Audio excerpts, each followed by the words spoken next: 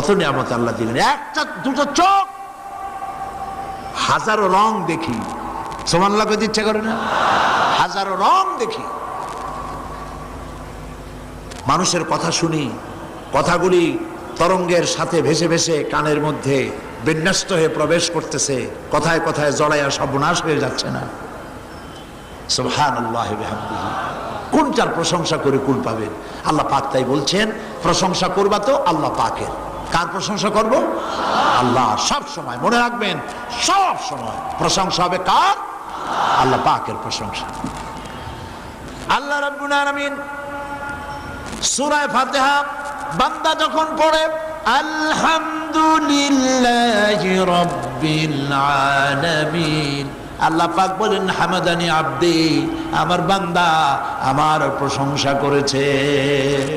আল্লাহ খুশি হয়ে যান। সুবহানাল্লাহ।